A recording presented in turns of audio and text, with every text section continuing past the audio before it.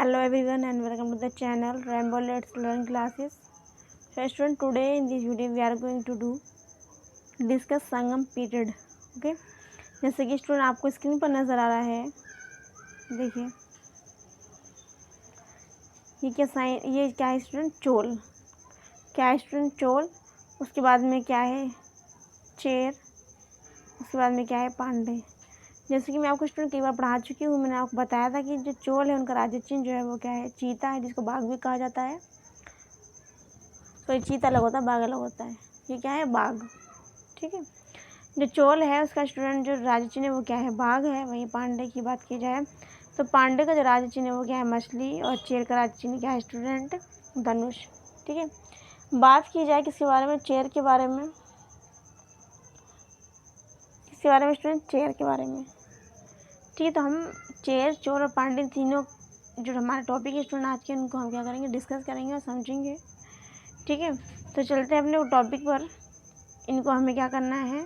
दोबारा से रिकॉल करेंगे, क्योंकि आज संडे है. मैंने आपको बताया था हम कुछ क्वेश्चन की सीरीज़ लेकर के आएंगे जो हमने पहले पढ़ लिया, उनको हम दोबारा से रिकॉल करेंगे. देखिए जैसे कि आपकी स्क्रीन पर है, यहाँ पर क्या है क्वेश्चन? संगम पीरियड के बारे में क्या लिखा हुआ है स्टूडेंट? देखिए एक बार. क्वेश्चन नंबर 1 स्टूडेंट आपकी स्क्रीन पर है संगम युग. क्या है स्टूडेंट? संगम युग में, देखिए बार कलर, संगम युग में चोल शासकों की जो राजधानी थी वो क्या थी? ठीक है. पहले क्या लिखा है स्टूडेंट? वज्जी या फिर तोंडी. बी में क्या लिखा है स्टूडेंट? मदुरै. सी में लिखा है उरैयूर. सी में क्या लिखा है स्टूडेंट? उरैयूर एवं अरकाट, जिसको क्या कहा गया था? उरगपुर एवं अरकांडू. ठीक है. और डी में क्या है? कोरकई, जिसको कोलकई भी बोला जाता है. ठीक है. यहाँ पर बात की जाए दक्षिण भारत की, तो दक्षिण भारत में उस समय संस्कृत जो है ज़्यादातर लिखी जाया करती थी, और जबकि तमिल जो है बोली जाया करती थी. तो वहाँ पर दो लैंग्वेज जो है मुख्यतः यूज़ की जाया करती थी. ठीक है. यदि हम बात करें संगम युग में चोल शासकों की, तो चोल शासक जो है स्टूडेंट संगम युग में इनका जो उदय है स्टूडेंट सबसे पहले हुआ था. ठीक है. सबसे पहले जिनका उदय हुआ था वो कौन थे? चोल. ठीक है. चोल का सबसे पहले उदय हुआ था. यहाँ पे चोल शासकों की कैपिटल पूछी गई, राजधानी पूछी गई. तो स्टूडेंट इसका राइट आंसर स्टूडेंट क्या होगा? उरैयूर. उरैयूर या फिर ऑप्शन में अरकाट आएगा, तो फिर आप राइट आंसर अरकाट करेंगे. अरकाट या फिर इसको उरगपुर या फिर अरकाडू भी बोला गया है. क्या बोला गया है? उरगपुर एवं अरकाडू. ठीक है. तो संगम युग में चोल शासकों की राजधानी क्या है? उरैयूर. ठीक है. एक्सप्लेन के द्वारा एक बार समझने की हम कोशिश करेंगे. मैंने आपको पहले ही पढ़ाया. देखिए यहाँ पे क्या लिखा हुआ है कि जो चोल है उनका जो राज्य जो है वो पेन्नार तथा दक्षिणी वेल्लारू नदियों के बीच में स्थित है. प्रारंभ में चोल राज्य की राजधानी जो है, पहले उन्होंने क्या बताई? प्रारंभ में उत्तरी मलनूर, मगर बाद में क्या हो गई? वो उरैयूर. क्या हो गई स्टूडेंट? उरैयूर हो गई. ठीक है. बात करें किसकी? चेर राज्य की राजधानी की, तो चेर राज्य की राजधानी का नाम क्या था? करुयूर या फिर वज्जी. ठीक है. और उसकी दूसरी जो कैपिटल थी उसका नाम स्टूडेंट क्या था? तोंडी. क्या नाम था स्टूडेंट? तोंडी नाम था. यानी कि चेरों की जो पहली कैपिटल थी उसका नाम था वज्जी, या उसका दूसरा नाम कह सकते हैं करुयूर. और द्वितीय जो कैपिटल जो थी उसका नाम क्या था स्टूडेंट? तोंडी. जिस तरीके से आपको ध्यान हो, मैंने आपको पढ़ा चंद्रगुप्त विक्रमादित्य के बारे में, जिनका शासनकाल की यदि बात की जाए 345 से 375 उनका शासनकाल है चंद्रगुप्त विक्रमादित्य का, जिन्होंने कौन सी उपाधि धारण की थी? देवगुप्त, श्रीगुप्त, देवराज की उपाधि धारण की थी. मैंने आपको पढ़ाया था. इसके साथ मैंने आपको बताया उन्होंने परम भागवत की उपाधि धारण की थी. और ये जो थे समुद्रगुप्त के पुत्र थे चंद्रगुप्त विक्रमादित्य. ठीक है. जब उन्होंने किसको हराया था मुझे ध्यान नहीं, माइंड के अंदर आपको ऑप्शन में बताना है.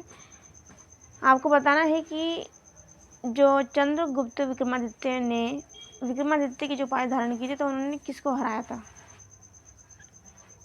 ठीक है. तो आपको बताना है किसको हराया था जब उन्होंने विक्रमादित्य नाम की उपाधि धारण की थी. तो यहाँ पे स्टूडेंट हमारा जो मेरा यहाँ पर समझाने का मीन्स ये था, उनकी जो पहली जो कैपिटल थी उसका नाम था उज्जैन। देखिए एक बार क्या नाम था उसका, चंद्रगुप्त विक्रमादित्य की जो स्टूडेंट पहली जो कैपिटल थी उसका नाम था उज्जैन, और द्वितीय कौन सी थी, पाटलिपुत्र। पाटलिपुत्र पहली थी उज्जैन और द्वितीय थी पाटलिपुत्र। मैंने आपको बताया था कि उज्जैन जो थी, उज्जैन में चंद्रगुप्त विक्रमादित्य के नवरत्न रहा करते थे। मैंने आपको नवरत्न की ट्रिक बताई थी। अबे बराबर का धन, छपक शंकु, घट कर्णपण, ये मैंने आपको इस तरह से मैंने एक ट्रिक बताई थी, जिसके अंदर मैंने आपको स्टूडेंट नवरत्न जो है, जो नवरत्न जो है स्टूडेंट, उसके अंदर धन्वंतरि भी शामिल है, उन सभी को स्टूडेंट मैंने आपको बताया था। ठीक है, यदि आपको ध्यान हो तो देखिए ऐसा नहीं कि ये अकेले शासक थे जिन्होंने अपनी कैपिटल पहले वज्जी और करयूर बनाई और बाद में इन्होंने अपनी कैपिटल जो है तोंडी बनाई। क्या बनाई स्टूडेंट, तोंडी। तो बात करें किसकी, चंद्रगुप्त विक्रमादित्य की, तो उन्होंने पहली कैपिटल बनाई थी उज्जैन, बाद में इन्होंने अपनी कैपिटल बनाई थी पाटलिपुत्र। ठीक है, और बात की जाए चंद्रगुप्त मौर्य की, चंद्रगुप्त मौर्य ने जो अपनी कैपिटल कहाँ क्या बनाई थी, पाटलिपुत्र, जब उन्होंने घनानंद को बीट किया था। ठीक है, चाणक्य की सहायता से, विष्णुगुप्त जी का नाम था। ठीक है, तो ये इंपॉर्टेंट स्टूडेंट फैक्ट हैं जो हमारे इस टॉपिक से रिलेटेड नहीं है, फिर भी हम क्या करेंगे, उसको कनेक्ट करके चलेंगे। अगर हम इस चीज़ को इस तरह से हम कनेक्ट कर करके पढ़ेंगे, एक दूसरे में समाहित करके क्वेश्चन को पढ़ेंगे, तो हमें ये लर्निंग जो है कि काफ़ी बेहतर होगी। ओके, एक बार दोबारा से देख लेंगे। मैंने आपको बताया कि चेर राज्य की राजधानी वज्जी या फिर करयूर थी, और इनकी द्वितीय राजधानी क्या थी स्टूडेंट, तोंडी। क्या थी स्टूडेंट, तोंडी थी। उसी तरीके से चंद्रगुप्त विक्रमादित्य जिन्होंने अपनी पहली कैपिटल उज्जैन बनाई और दूसरी कैपिटल जो बनाई पाटलिपुत्र बनाई। ठीक है, आगे देखिए क्या लिखा हुआ है,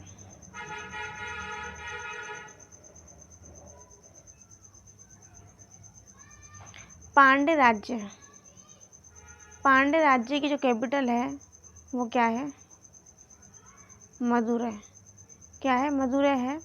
वहीं कोरकई जो है इनकी क्या थी, तटीय राजधानी कह लीजिए, या फिर बंदरगाही, मतलब जहाँ पर इनका बंदरगाह था, जहाँ से इनका व्यापार का आना जाना हुआ करता समुद्रों के द्वारा, वहाँ पर की इनकी कैपिटल अलग थी, और जिस जगह पर जनता निवास करती थी वहाँ की कैपिटल अलग थी। तो पांडे की राजधानी जो थी पहली क्या थी, मदुरै, और इनकी तटीय राजधानी जो थी उसका नाम स्टूडेंट क्या था, कोरकई। क्या था स्टूडेंट, कोरकई था।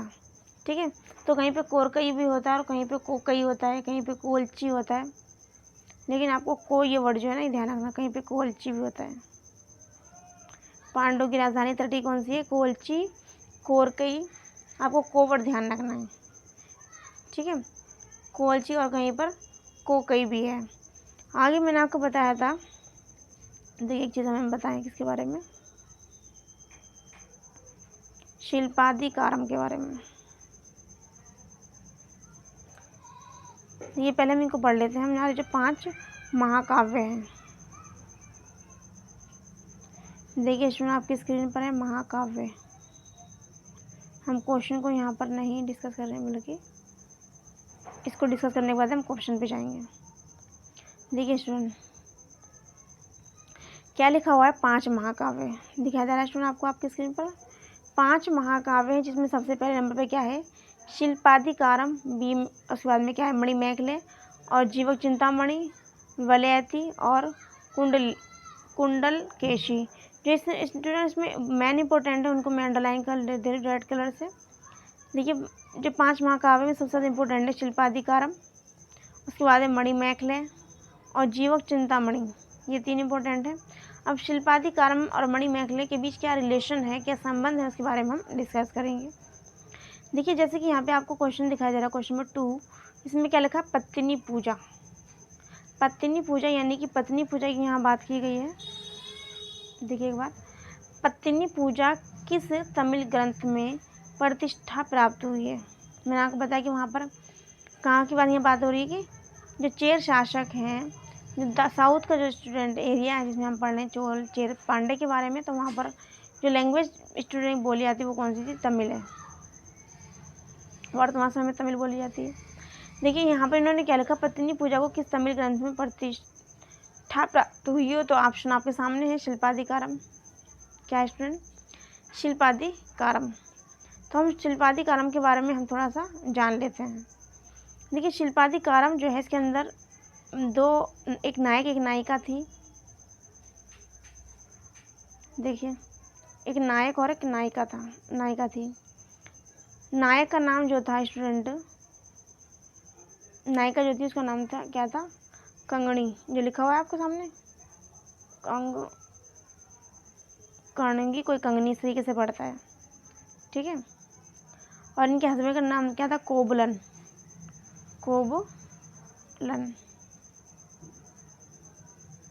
अरे भाई ना बन जा, ठीक है, कोबलन। देखिए दोबारा से एक बार स्टूडेंट, मैंने आपको पढ़ाया कि शिल्पाधिकारम जो है इसके अंदर ये जो महाकाव्य है स्टूडेंट, इसकी जो एपिक है स्टूडेंट, इसके में एक नायक एक नायिका था, ठीक है। एक तो नायिका जिसका नाम था कंगनी और इनके हस्बैंड का नाम था कोबलन। देखिए क से दोनों के नाम है भाई, क की जोड़ी बड़ी मुश्किल में बनती है, ऐसा मेरा पर्सनली एक्सपीरियंस है, कंगनी और कोबलन, ठीक है। अब क्या हुआ कि इन दोनों का विवाह हो गया, लेकिन कोबलन का किसी दूसरी जो क्या बोलते हैं महिला थी, उस पर उसका मन आ गया। उसका नाम क्या था? माधवी। फिर कोवलन ने अपनी पत्नी कंगनी को छोड़ करके माधवी से विवाह कर लिया। उसके बाद में एक माधवी के साथ ही रहने लगे। अब माधवी से क्या हुआ? माधवी से एक पुत्री का जन्म हुआ जिसका नाम रखा गया मणिमेखले।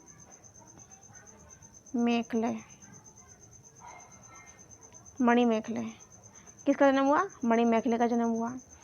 जब कोवलन ने माधवी से विवाह कर लिया तो वो काफ़ी समय तक इसके पास में रहते रहे, लेकिन होता ना कि इंसान को एक टाइम बाद एहसास होता है कि नहीं, हमने किसी के साथ जास्ती करी है, हमने किसी के साथ गलत किया है। तो इसी तरीके से कि जो कोवलन है ना, कोवलन को जब इस चीज़ का एहसास हुआ कि उन्होंने कंगनी के साथ में जो है इसने गलत किया, तो वो अपनी पत्नी जो माधवी, दूसरी पत्नी जो थी, इनको छोड़ करके आ गए और ये कंगनी जो है स्टूडेंट इनके पास साथ रहने लगे, ठीक है। रहने लगे तो एक इत्तेफाकन होता क्या है कि जो पांडे के शासक जो थे, उनकी जो पत्नी थी, धर्मपत्नी, उनकी क्या होता है कि उनकी जो है एक पाजेब जिसे बोलते हैं, इस लैंग्वेज में पता नहीं इन्होंने क्या बोला हुआ था, मुझे ध्यान नहीं आ रहा, पता नहीं कौन सा वर्ड था, मुझे ध्यान नहीं आ रहा। तो उनकी पायल जो एक खो गई थी। इधर कंगनी जो थी वो अपनी क्या बोलते हैं रोज़मर्रा की ज़रूरतों को पूरा करने के लिए इनके पास कुछ था नहीं, तो ये अपनी पायल बेचने के लिए जा रही थी। तो इत्तेफाकन पता चला कि किसी ने कह दिया कि भाई एक पायल जो रानी की जो पायल है वो एक कंगनी के पास में है और यही चोर है। उधर उनके हस्बैंड आ चुके थे अपना पश्चाताप करके अपनी पत्नी के पास में, पहली पत्नी के पास में। तब राजा ने ऑर्डर दे दिया और जो कोवलन है उनको जो है क्या कर लिया? अरेस्ट कर लिया। कोवलन को स्टूडेंट क्या कर लिया? अरेस्ट कर लिया और इनको अरेस्ट करने के बाद में इनको जेल में डाल दिया। कहाँ डाल दिया? जेल में। और वहीं पर इनकी हत्या करवा दी। कोवलन की हत्या करवा दी किसने? नटुंजलियन ने। नटुंजलियन जो कहाँ का था? पांडे वंश का जो था पांडे वंश का जो था शासक था, संस्थापक नहीं, पांडे वंश का शासक था नटुंजलियन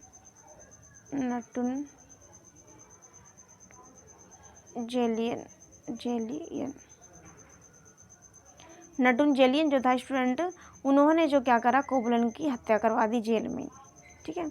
फिर क्या होता है कि नटुंजलियन को भी जो है काफ़ी टाइम बाद में इनको इस बात का एहसास होता है कि मैं, फिर उसके बाद में क्या होता है, इनकी पत्नी जो होती कंगनी वो राज दरबार में जाती हैं और अपने आप को बेगुनाहगार साबित करने के लिए वो पायल लेके जाती हैं और बताती हैं सारा माजरा, ठीक है ना। तो इससे क्या होता है कि नटुंजलियन को इस बात का एहसास हो जाता है कि मैंने कोवलन की जो हत्या करवाई है जेल के अंदर वो बेगुनहगार था, ठीक है। तो उनके माइंड के अंदर आत्मग्लानि आती है और वो क्या करते हैं? खुद सुसाइड कर लेते हैं। यानी कि कोवलन और जो नटुंजलियन था वो बेगुनाह, और थोड़े से ही क्या बोलते हैं मिसअंडरस्टैंडिंग में, गलतफहमी में ये क्या होता है, दोनों की हत्या हो जाती है। वो खुद सुसाइड कर लेते हैं नटुंजलियन, वहीं कोवलन की हत्या नटुंजलियन के द्वारा करवा दी जाती है। उसके बाद में बस इधर माधवी और मणिमेखले। माधवी को जब पता चलता है कि उनके प्रेमी जिनका नाम था कोवलन की हत्या कर दी गई नटुंजलियन के द्वारा, तो ये क्या करती हैं? बौद्ध धर्म को एक्सेप्ट कर लेती हैं, यानी कि बौद्ध भिक्षुक बन जाती हैं, बौद्ध भिक्षुणी बन जाती हैं। उसके बाद में इनकी पुत्री जो होती है इसका नाम था मणिमेखले, जो किससे किससे उत्पन्न हुई थी? कोवलन से। जो मणिमेखले जो इनकी पुत्री थी, तो ये भी एक महाकाव्य है। मणिमेखले इनकी पुत्री के नाम से ही रखा गया, माधवी की और कोवलन की पुत्री के इन जो उत्पन्न हुई पुत्री उनके नाम पर रखा गया था ये महाकाव्य। इसके अंदर बहुत विस्तार से इनकी संपूर्ण जानकारी दी गई है। तो मणिमेखले जो थी स्टूडेंट, इनके बारे में संपूर्ण जानकारी यहाँ पर मिलती है, ठीक है। और मणिमेखले की बात की जाए तो मणिमेखले के जो लेखक थे वो कौन थे? ये लिखा हुआ शीतलैस सतनार जो थे, इनके क्या थे? मणिमेखला के लेखक थे, ठीक है। ये फिर जब इनको पता चला, मणिमेखला जो थी, इनको कई सारे राजकुमार ने इनको जो है प्रेम पत्र भेजा और इस तरीके से मतलब कोशिश की, लेकिन क्या हुआ, मणिमेखले को पता चल चुका था कि मेरी माँ के साथ क्या हुआ। तो उन्होंने प्रेम वगैरह के जाल में ना फंस करके इन्होंने जो है एक ये बौद्ध भिक्षुणी, ये भी जो है मणिमेखले अपनी माँ की तरह बौद्ध भिक्षुणी बन गई और इन्होंने धर्म के अंदर जो है अपना कदम रख लिया, बौद्ध धर्म में, ठीक है। तो ये संपूर्ण जो जानकारी थी स्टूडेंट, तो अब मैंने आपको क्यों समझाई? मैंने इसलिए समझाई कि ये जो मणिमेखले का और मैंने आपको जो पढ़ाया शिल्पाधिकारम का क्या आपस में कनेक्शन है, इसलिए मुझे स्टोरी बताना पड़ी, ठीक है। एक बार दोबारा से मेरा मुंह दुखने लगा है स्टूडेंट तो आप क्या करिए, दोबारा इसको देख लीजिएगा, ठीक है। कंगनी कोवलन ये पत्नी थी। दूसरी पत्नी जो थी कोवलन का हृदय माधवी से पर आ गया था, तो उन्होंने माधवी के साथ ही रहने लगे थे। फिर माधवी और कोवलन से पुत्री, उसका नाम मणिमेखले रखा गया, ठीक है। अब भाई क्या होता है कि इनको अपनी गलती का एहसास होता है, कोवलन को अपनी पत्नी के पास दोबारा चले जाते कंगनी के पास में। कंगनी के पास जाने के बाद में जब कंगनी जो होती है अपनी रोज़मर्रा की ज़रूरतों को पूरी करने, इनके पास एक पायल होती है, उस पायल को बेचने के लिए जाती हैं सोनार के पास में। तो उधर क्या होता है कि जो पांडे वंश के जो शासक, जिनका नाम था नटुंजलियन, उनको पता चलता है कि कंगनी जो है कोई एक पायल बेचने के लिए आई है, दो नहीं बल्कि एक पायल। और जो नटुंजलियन जो थे, उनकी जो पत्नी थी, उनकी भी सिर्फ एक पायल गुम हो गई थी। तो वो इसी तरह की जो है गलतफहमी में वो डूब जाते हैं और जो है उनके पति जो थे, उनको कोवलन को क्या करते हैं, जेल में भिजवाते हैं। जेल में भिजवाने के बाद में वहीं पर उनकी हत्या करवा दी जाती है। उधर कुछ समय बाद क्या होता है कि पता चलता है नटुंजलियन को कंगनी के द्वारा, उनकी पत्नी की धर्मपत्नी के द्वारा, कि क्या होता है कि उनके पति जो है बेगुनहगार है, उनको मरवा दिया है। तो नटुंजलियन जो है कुछ समय बाद सुसाइड कर लेते हैं। कंगनी जो थी एक बहुत ही बेहतर वाइफ थी उस समय की साउथ इंडिया में। ऐसा नहीं कि आज के टाइम में भी ऐसी लेडी नहीं है, आज के टाइम में भी ऐसी लेडी हैं। उस समय भी बहुत बेकार लेडी हुआ करती थी। हम माधवी को एग्जांपल समझ सकते हैं उस टाइम की। तब की माधवी को पता था कि कंगनी जो है पहले से ही, कंगनी और कोवलन पहले से हस्बैंड वाइफ है, तो माधवी को बीच में नहीं आना चाहिए था, उस चीज़ को समझना चाहिए था। लेकिन आजकल अपने लोग बागों को बस ये लगता है कि हमारा भला हो जाए और बाकी दुनिया जाए भाड़ में। देखिए, गलत काम का गलत नतीजा होता है। माधवी के साथ भी वही हुआ और कोवलन ने अपनी धर्मपत्नी के साथ गलत किया, उसको एक तरह से मैं तो कहती हूँ सज़ा मिल गई है कोवलन को, ठीक है। लेकिन इस सज़ा से क्या तकलीफ़ कंगनी को नहीं होगी, कंगनी को भी बहुत तकलीफ़ हुई होगी। तो कंगनी जो है स्टूडेंट, कंगनी के साथ में इतना बड़ा सब कुछ हो गया, उनके हस्बैंड को पहले से दूसरी लड़की मिल गई, उसके बाद में फिर उनकी हत्या करवा दी गई। तो ये बहुत ही नाकाबिले बर्दाश्त चीज़ थी। तो कंगनी का जो एक तरह से कह सकते हैं सब्र जो था, एक तरह से उनका जो प्रताप था, उस प्रताप के कारण नटुंजलियन के साथ साथ नटुंजलियन ने तो सुसाइड कर लिया था, लेकिन जितने भी पांडे लोग थे वो लोग जल गए थे। कहा जाता है कि दक्षिण भारत में आज भी उस स्थान पर कंगनी, जो कि एक पतिव्रता थी, उनकी मूर्ति वो आज भी वहाँ मौजूद हैं। उसी सिचुएशन में कंगनी और जो पांडे जो लोग थे, वो जिस तरीके से जल गए थे ना, वहाँ पर उनके प्रताप से, उनके सब्र से, उनको जिस तरह से सताया गया, उस तरीके से जो है वो आज भी वहाँ पर विद्यमान है। तो यहाँ देखिए लिखा हुआ है, पत्नी पूजा को किस तमिल ग्रंथ में शामिल किया गया, तो शिल्पाधिकारम में किया गया, ठीक है। क्योंकि शिल्पाधिकारम की जो मेन रोल प्ले करने वाली फीमेल थी वो कंगनी थी और मेन रोल प्ले करने वाले मेल जो थे वो कोवलन थे, ठीक है। और ये एक रियल स्टोरी थी और आज भी कहा जाता है कि कंगनी आज भी वहाँ वैसे ही मौजूद है। पांडे जो लोग थे, उनका जो है उनके प्रताप से वो लोग कैसे हो गए, जल गए बिल्कुल, ठीक है। कहते हैं ना किसी का सब्र खाली नहीं जाता, तो इस तरह की सिचुएशन कभी नहीं करना चाहिए। कहते हैं गलत काम का गलत नतीजा होता है। तो स्टूडेंट आज के लिए बस इतना ही। आगे हम और थोड़ा सा डिस्कस करेंगे। थोड़ी सी इन्फॉर्मेशन मैं स्टूडेंट लेकर के आई थी। और हम जो 5 महाकाव्य स्टूडेंट इसके बारे में हमने पढ़े हैं मैंने आपको बताए हैं, इसको हम और लेंथी और डीप नॉलेज के साथ में स्टूडेंट लेकर के आएंगे, ठीक है, जिससे कि हम क्वेश्चंस को और जितनी भी स्टोरी है जो हम हिस्ट्री में पढ़ रहे हैं स्टूडेंट्स को हम एक दूसरे से रिलेट करके पढ़ पाएंगे तो हमारे माइंड में कॉन्सेप्ट अच्छे से क्लियर होगा। तो स्टूडेंट आज के लिए बस इतना ही, चलते हैं नेक्स्ट वीडियो में इन्फॉर्मेशन के साथ में। तब तक के लिए take care, bye bye, God bless you all, thank you for watching, like and subscribe and feedback me, take care, bye bye, God bless you all.